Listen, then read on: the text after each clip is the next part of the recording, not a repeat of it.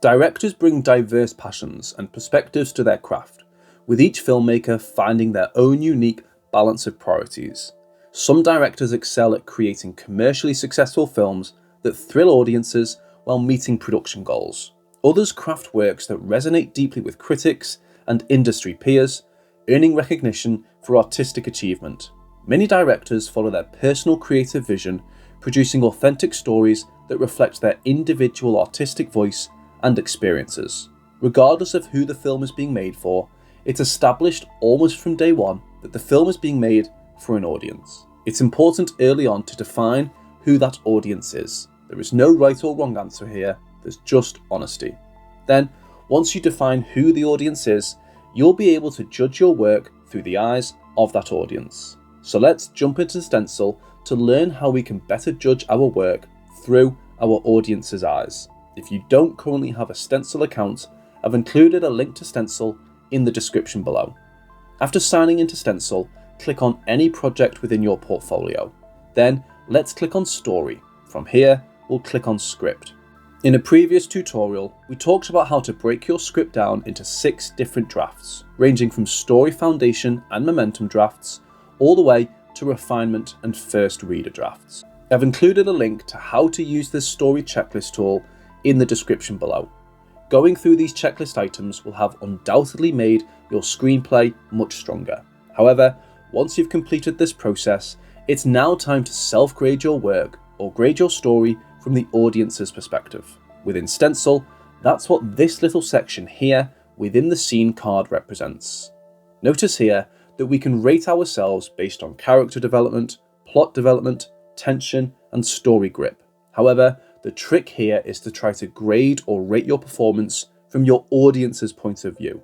Take a step back and attempt to visualize your story through the eyes of your audience.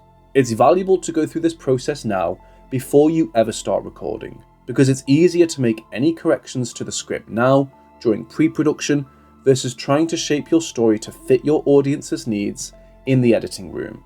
It's much easier, cheaper, and less frustrating to go through this process early on during the pre-production stage. Within this scene card, we have 4 categories for self-grading our work. These represent the fundamental macro narrative elements that ultimately keep audiences engaged. More granular secondary elements appear in your checklist section to the right. By examining these 4 major narrative components, we can step back and evaluate our film's top-level audience experience. To begin, rate your scene's performance on character development. Ask yourself, what did your character want from this scene? Is your character in a different place from where they started? Are we empathetic towards them? Did we learn something new about them? Is there conflict between them and other characters? How do they deal with the obstacles in their way or the tension in the room? What did they lose or gain in this scene? Again, don't think about the answer to these questions from a craft or intellectual standpoint, and don't think about the answer to these questions from the perspective of the story's writer. Think deeply about the answers to these questions from the viewpoint of the audience. Also keep in mind, it's not always necessary to score a scene as 5 across the board. Some scenes are quieter character scenes, where you might take a step back from character for a moment to double down on progressing the plot. So the idea here isn't to try to give yourself a perfect story across the board, but instead the point is to objectively look at each scene to analyse how you are serving your audience. Next, we have plot development. When grading yourself here, ask yourself how effectively this scene advances your overall plot and connects meaningfully to the bigger picture. Is the scene's specific purpose clear to the audience, and does it contain sufficient dramatic elements through conflict, tension, or obstacles to maintain proper pacing and engagement? Next, we have tension and climax. Here, ask yourself, what's the primary tension of the scene? Is it internal or external? Do you do a good job of building up to it? Keep in mind that scenes are like little stories with a beginning, middle, and end. They also tend to have an internal or external climax. One interesting note about tension that I want to touch on quickly is that every time you give your scene a tension rating, you can visualize your entire story's tension flow by clicking on Story and then going over to Tension Flow. Here, you will see how your scene's tension levels flow in and out of each other. This is valuable because it allows you to see any areas of your film where you might have too high levels of tension for too long, or too low of tension levels over a prolonged period of time.